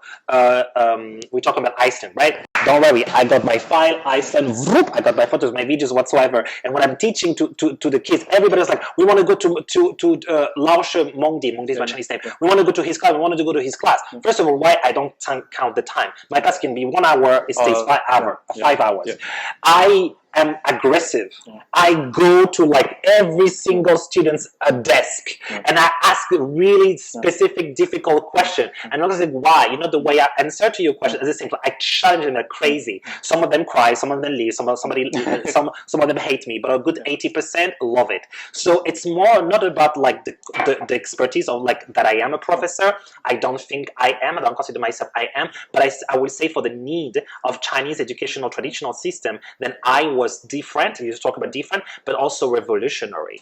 So this is why they kept me. And you stand out as well. That's exactly going back being different. I think being different or being poor. I think it's being poor more than anything else. Because I'm sure if I had a little bit of money when I was younger, I would not try so hard. So it's more about being poor, not having a home, being rejected, being kind of like everywhere and nowhere at the same time. Grow that personality. But for the lectures, like how many people, what topics you were giving? So I had international relations classes, I had sociology classes, I had China sociology from a Western perspective. So that was me. I created that class and it didn't exist before.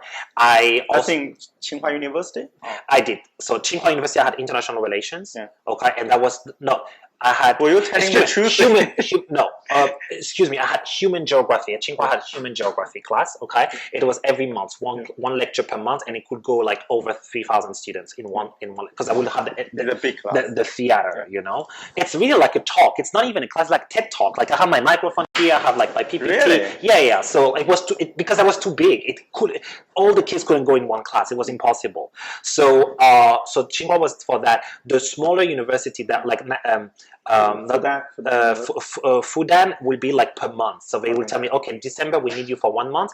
Every week you have a lecture. I was like, okay, I come. Seriously? Yes. So that's working. The system works like that? No.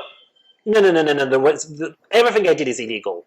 Like everything I did is illegal. Like yes, because if the thing is like this, if it's QingHua, I don't ask money. Okay. So they see it as student talk. Actually, it's a lecture, but it's like student talk. Okay. FuDan was like student talk. Okay, so it's just like they invite people. Some university were paying me. Oh, there's some smaller. It's like they were paying me, and they had to transfer to my Chinese friend account because I'm a student. I'm not supposed to get. So anyway, I talked too much. Like how is it big money or like the school? No, university is never a lot of money. Yeah. Like at that time with the TV and my private teaching and all, like I was making around 60,000 per month, and the university was for me. The university didn't even pay my clothes. Like when I go to university, it's a show. Okay. So I have a team with me. I have everybody would be preparing my clothes, my makeup. Like it was like a whole team. It's like a show, and I know because I'm bringing all the cameras with me. I have my cameraman. I have my photographer. Oh yes. This is why if you should check my WeChat, the pictures are so professional. Is because I bring people with me. I don't want you're a business person. I'm a business. Yes, I was thinking about. It's just like I know that CV means nothing in China, and I know that nobody will believe my life story. Like I am so used to this. Like who will believe what I say? Yeah. Unless I have proofs. Yeah. And I was just talking to Sam the other day, again, my friend, about, because I'm trying to get to McGill to go to the religious school, right? And I met the Pope, okay? The Christian Pope. Yes. So then really, like who the hell is going to believe me, right? So this is why every time I go to event, I make sure that I take somebody with me, take photos every time. Because at any time I need a proof, I know that I have my photos, my videos, my publication. That's crazy. That's smart, like crazy. Whether I'm smart, whether I'm desperate, because I'm sure if I came from Harvard University and I was a white person, I don't need to say anything. Exactly. I was like, oh yes, I'm a dope, so what? But when you have that faith and you have like the crazy background I have had and living in China, when I go to schools here in Canada, the thing is like, why China? The first thing they think is like, you went to study in China because you're unable to study in a Western country. That's what most Western people think and believe. Because Chinese education is so below in Western standards in terms of social sciences, so there's this kind of stigma. So I'm like, don't. Like when you go to the shows on CCTV, did they pay you or? Of course, the money was good in good in CCTV. They have tons of money. Yeah, the money was very good, and I'm paid like per show, so it was very good. Wow. Yes, but also I was investing a lot with them. Like, so I have one thing they pay, but I would also be preparing my own people. So, for example, my channel was not that great at that time, so I would be like hiring a lot of people to translate stuff. And that's CCTV never. That's genius, man. It's just that whether I'm a genius, whether I'm a liar. Because they tell me, can you do? I always say yes. We always lie. Yes. So anything they say, I say yes. Even, do you think I knew how to run a team? I have no damn idea. I just say yes. And I have a bit of money. I'm going to use my money to find resources, and you are going to work with me, and you're going to make my lie true. Okay? Yeah. That's amazing. So that's it. And I'm like, what else do I have to lose? Okay, I lose the job. So what? Like, we move on. I had like no fear. Now I cannot do this anymore. Because you are a little bit famous now. You have a good starting. Maybe, but I think even if I was, it's just that I'm older. I don't want to ever have to play games. Yeah. I am sick and tired of this. The reason why I'm in front of you in Canada today is because I want the system to talk for me. I don't want me to talk for me. Okay. I want something clean and simple. And China was great, but China was also very oppressive, and outside China was nothing.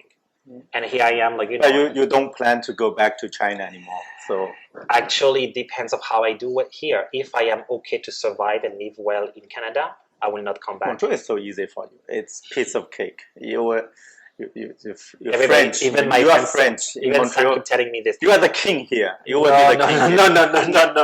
Right now they're electing a mayor. Next time you could be a mayor, like the Balarama. Remember the Balarama? He's working with him. Yeah, the Balarama. Like his mom is Canadian French. Daddy from what is that? Jamaica, right? Yeah. Yeah, his father is from Jamaica and speaks both French, English perfect. And you probably will be better than him. With your background, you will be better than him. And he's 30-something, right? Not 40, he's 30-something. Yeah, 38. Yeah. You are 20, you're not 30 yet, right? You are 29, yes. Yeah, exactly. You have much better chance than him. It's probably. I don't know why everybody is so, like, how to say, very supportive. Montreal I don't have the same confidence anymore. Yeah, Montreal is amazing. Like with your skill, it's the people. You are a people person. That's very important because you talk to different people. That's amazing. But see, this is what I'm trying to say. Like, the person in me in China was so hungry and open and welcoming, and like my health was great. I was like working like a dog, but I loved it so much. I did not feel struggling. Here in the West, I don't know how to talk.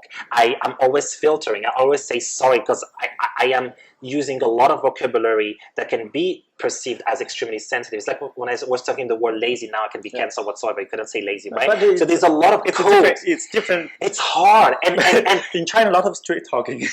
Yeah, well, but it's not. But Canada is still the system. Like, I need a Canadian degree. I need to go back to school. I need to go back with kids. But you have PhD from QingHua University, right? It's politics in China. They don't recognize it. But you still have the certificate, right? Yes, but they don't accept it. They don't accept it as a skill. Like, I need immigration. Like, are you going to explain to somebody that I am French who study politics in Chinese and English of China in China? I'm not going to say because the camera is here, but you know what China is from a political perspective whatsoever, right? And to go all the way here to Canada and expect for them to take me as a professor from a school that they don't even like respect or recognize in terms of politics. Because if you want me to work here, I'm not going to be working and teaching in the middle of like Nova Scotia. If I come here, it's you give me McGill or UT or UBC, or I don't do anything. I'm sorry. Otherwise, I'm going to be frustrated, and I need to be challenged. So for me here, the reason why you are here for 15 years is because you did engineering. That's why you can move here easily because you're skilled labor. Yeah. You are not skilled labor when you study humanities. It means nothing. Politics, then study politics of our country, our history, our system. My politics doesn't mean anything for Canadian politics. That's why I don't understand anything about here going on. So I have to restart everything. Actually, I took you to the bad track. So you're going to Montreal, something like you mentioned, like when did you leave China? Like when did you leave? Yes, that's the last part. I have to go. But so don't worry about the time.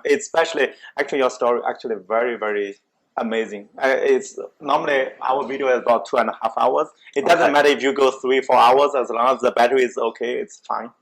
It's up to you. It's probably your friend are gonna wait a long time. Yeah, no, but because I will have to go very soon, like around 1 p.m. Oh, okay. So like around 10 minutes left, maybe. Okay, then. Because I have to go register a car. Okay. Yes. Okay, no problem. So it's. So let's continue. Yeah. So COVID happened. Yeah, COVID. So I told you all my career in China, and then when COVID happened, I was in the holidays, right? Yeah. And I said, okay, I'm not coming back to China yet. Okay.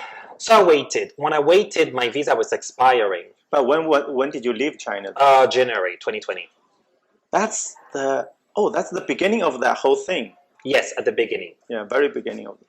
Okay. So yes, and then my visa was expiring in February. Yeah. Okay. When it expired, China closed the borders in March. Yeah, in March. So I'm like, how do I come back? I couldn't get the visa. The border was closed. I'm like, okay, I'm going to wait.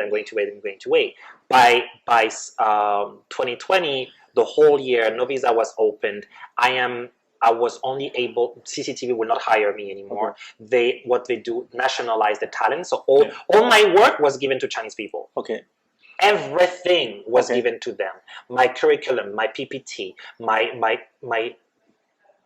documentary production. Just everything. Do they need to pay you for the copyright or something, or do they need to? They gave everything. Okay, but like, what about like you rent an apartment there, and then the arrangement is your friends taking care of that thing, or? I lost. So my apartment was paid all the way to June. All my belongings were gone. My Seriously? books. Yes, they throw everything away. I'm not the only one. We're talking thousands of foreigners like me. But we lost everything. They throw everything away. But you can have your friends there. They can. No, because they closed Beijing. The community I was living in, they closed it and will not let anyone outside the community to come in. And when it was August 2020. Okay. By August 2020, my apartment was already rented out.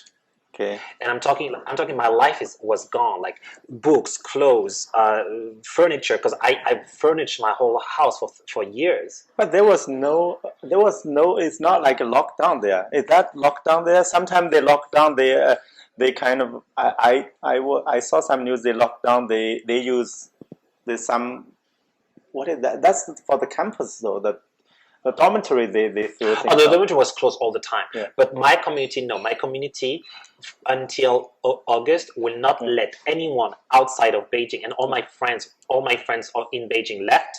My foreigner friends and my Chinese friends were all from GuangDong and Tianjin. Oh, they were not allowed to go into the community of the buildings. And when they could, it was like a high building in a community, like a 小区. Yes, and it's a Chenyi, so it's very fancy.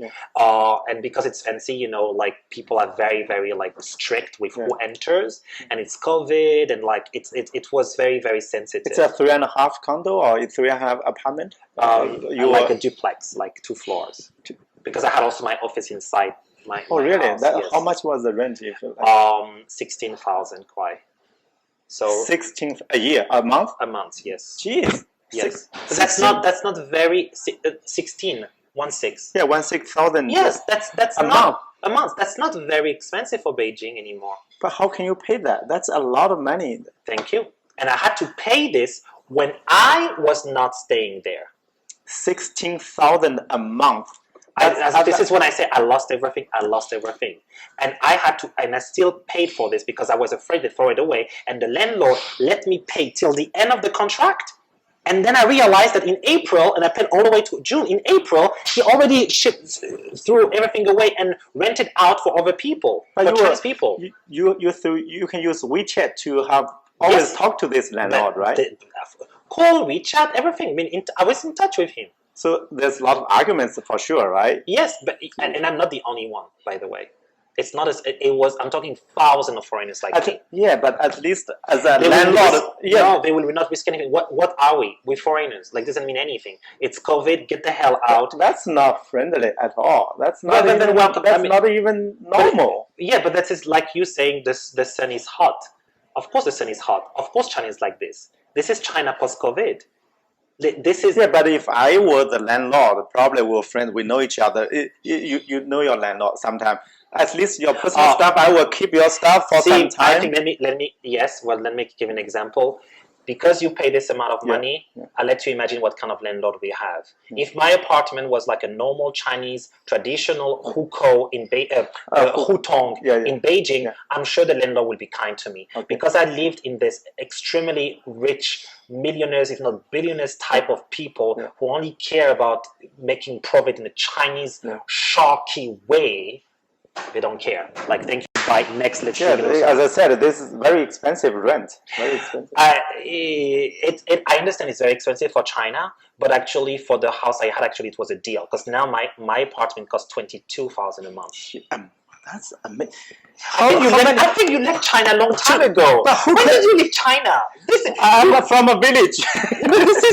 This is very normal. No, the average salary. No, average salary is below this. You know that. I know average salary is around 5,000 kwai, but for Beijing, average salary is 10,000. Chaoyang district. Yeah, that's famous Chaoyang district. But how can I work in CCTV if I don't live in Chaoyang? You know, Beijing it's bigger than Toronto, Montreal, Vancouver all put together. It's the biggest city in the world, maybe. So, like, if I live outside Beijing, how can I go to work?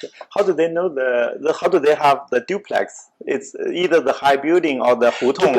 Duplex. What is duplex for you? Duplex for me, it's an apartment with 2 floors, with 1 floor. So do they still have that in Beijing? Many, yes. It's not hard to say. It's like a balcony, not like a mezzanine. It's mezzanine, but it's like the whole building is only 2 stories tall, or like the whole building you have. Whole building is very tall, right? Yeah, like that's called a 跃层. 80 floors, maybe. Oh, that's called 跃层. 跃层means like you have 2 floors, but the same family. You have 2 floors within the high building. Is that? Yes. That's called 跃层. Oh, okay. 跃层means you can have 2 floors. You thought I meant a building with 2 floors? That doesn't exist. Oh yeah, exactly. No, that doesn't exist. That doesn't exist anymore. It's like duplex. Here, duplex is like you have 2 really? 2 family. No. Here. For me, duplex is an apartment inside a tall building. Yeah, you have with 2 floors. Yeah. Yes, okay. That's very rich. That's very rich because it's called Yuecen. It's very rich. Normally, it's 200 square meters, more than 200 square meters. Yeah, and also I had my assistant living with me, so like I had a lot of people, and also yes, I have a lot of people coming in my house. That's why. Anyway, so all this was gone. If we can move on from this because it's painful. Okay. If it's okay for you, we can move on from this. Okay, for sure. It's very painful. Anyway, so I'm like, okay, I cannot come back to China. I'm going to wait. And I tried to get the visa. I couldn't get the visa. I couldn't get the contract. Nothing. So I'm like, okay, let's move. Thailand reopened the borders November 2020. I flew to Thailand. And I moved there, and I was like, okay, I'm going to work there, same China time zone, work teaching online with younger kids in China, and worked in Thailand online also because of COVID. And then I start to be depressed in Thailand. I'm like, I need to have an environment where I'm challenged. I need to calm down. I need to be in a place where people understand what is mental health, because mental health is not really is tabooed in Asia. So I was like, Canada is easy. It's cheap for Quebec as a French person. I don't have to pay the international fees, right? As a student, if I want to go back to school, so I moved here. And here I am in front of you trying to figure out what the hell am I going to do here? But you mentioned McGill. You want to be a student at McGill, right? Yes. It's I'm waiting the... Oh, still not enrolled. It's still... No, for winter. I'm trying to know. For winter. So it's like a bachelor program. Yes, unfortunately, yes. What kind of major you are? Actually, I don't need I don't care about the major. I just need to get in, and I will change the major. But the only one that is open for January, it was religious studies. Okay. So I applied for religion. But is that the transcript they require transcript? It must be a little bit complicated for you, right? You understand? Yeah, a little bit complicated. That's exactly. And I received all these emails. We need the transcript from your schools in China to be sealed and shit. I'm like, there's no way that somebody inside the university is going to go and print a transcript in English and seal it and stamp it and ship it for me to the school. No way I will get this. I went through the same thing when I did the immigration paperwork. I did have my transcript from Tianjin University. But you also, as a Chinese citizen, easier. Yeah, you go to easier. the online system. Oh, no. That time is my old classmate staying in Tianjin helped you. So you always have friends, man. You need to always have friends. Like China, you need people inside. Yeah, exactly. If you don't have people inside China for you, it's over. This is why all the foreigners who left China, they cannot go back, or they cannot get any, because they don't have anybody. But when you were in Beijing for several years, you need to have someone close to you. I do, but they're not. I don't have Beijing friends. Beijing 户口人，我 Beijing 人没有，都他们是青岛、GuangDong. We call 北漂。北漂 Yeah, 北漂 people from other provinces. Yes, they go north. Yes, they go Beijing north. 户口 no. I'm too much for Beijing people anyway. So anyway, so this is it. I am in Canada, and I'm trying to establish somehow a life here. Maybe you can start a business. You can have a personality. Let me heal first. Yeah. Okay, from the China trauma, because it's hard, I'm very emotional when I talk about this. Why I get angry, sad. When I talk about China, I have all emotions. I will cry, I will laugh, I will smile, I will be angry. All of them Chinese connects to. So it's very emotional. I'm from countryside. The place you go to, the rural area, people are super nice or something. You will feel moved. It's for me as well as a people from a village. Normally, the bigger the city, the tend to be a little bit colder.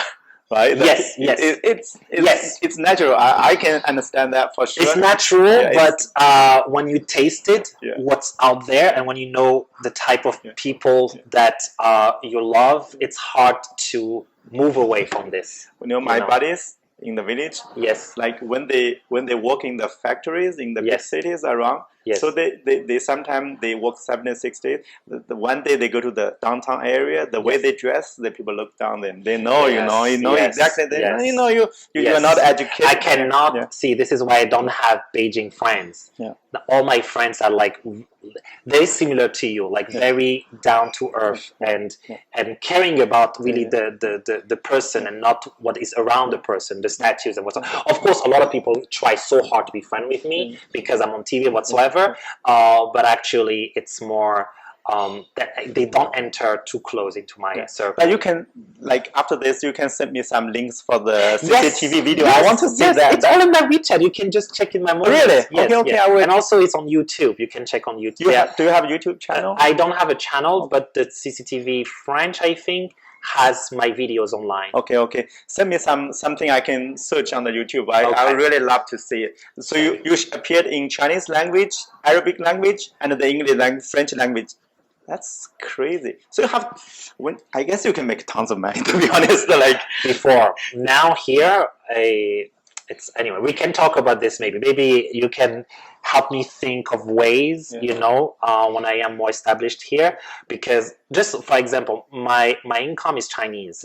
It's still renminbi because I teach online. Okay, and it's like I was texting you, like how to transfer money because I'm limited with the bank card. So I was like trying to make there like Qifubao, Weixin that I can transfer. Even I don't have Qifubao and Weixin. Yeah, this is why I'm saying you left China long time ago. I'm left left. This is why the prices shocked you because I think you were like 10 years old when thinking. I was working in Huawei that time. I left 2005. Yeah. I was making $9,000, 9,000 RMB. But that's a lot of money at that time. 9,000. But like, look at the rent. That's even not about half of the rent. Yes. Well, how do I eat? Beijing and Shanghai are the top 5 or top 10. I think Beijing is number 5 now. Most expensive real estate in the world. That's crazy. In the world. Shenzhen also very expensive. Shenzhen too. Shenzhen is more expensive than New York, by the way. A lot of people told me if I had not left the company, I would be super rich. Super rich. Oh, you will be millionaire today. Yeah. If you being so qualified, so young, like in the early 2000, today you will be around making a solid millions. Yes, but your salary would be around $8,000 to $10,000 a month minimum, plus the advantages, plus like the yes, of course, the real estate, the appreciation, the value. But you won't be interesting. Yeah, it's The reason why you're so interesting is because you left. My story, even like yours, I was like from the village. Yes. And village, like crazy, so poor the whole life. The Tianjin University is my changing point. It's my turning point for Tianjin University. I can tell. Yeah. Otherwise, no chance for me. Like from a village, the best case for me is like find a job in a factory, and then if you do really well, you could be a manager. Yes. So you did well to move here. You did well. Yeah, it's not bad. It's not bad. Thank you. You're welcome. Sam, would you mind to take some photos for us, please? He's a photographer, so we can do some cool photo. Yeah. I will send them to you as well. Thank you very much.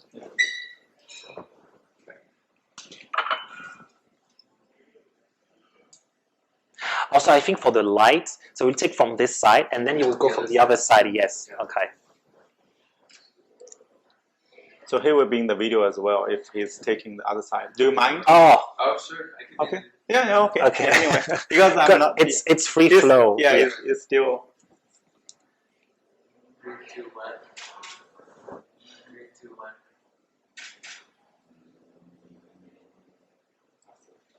1. Yeah. So you still so you're visiting visa or something? No? I am on visiting visa, correct. But are you filing the paper for the residence or something? I'm just waiting for school. Okay. So I would move into a student visa, correct. But Canada is very, very, very easy place. 3, 2, 1. I don't think they will give you any trouble. The government is amazing. The government here, they're very, very, it's kind of progressive. Totally. Yeah. 3, 2, 1. 3, 2, 1. Awesome. Okay, with my phone, sorry. Oh yeah. See, I always take photos, videos of my, It's amazing. Your story is really amazing. So when I have children, I have everything. You write a book, or you mentioned like? Well, I think you should write a book. He should write a book. Yeah, exactly. Because well, let's wait for my father to get older first. Not, it's a bit too soon, but eventually one day. Okay, 3, 2, 1. Go. Okay, thank you. Thank you so much. Thank you. Really. Oh, I'm sorry to leave now. Yeah, don't worry. Thank you very much, and I guess I will see you again. I Yeah, will for come sure. Yeah, back here often anyway. It's amazing. I'm in the restaurant most of the time. Thank you. Okay. Thank you for coming. I hug you. Thank you. Thank you. There we go.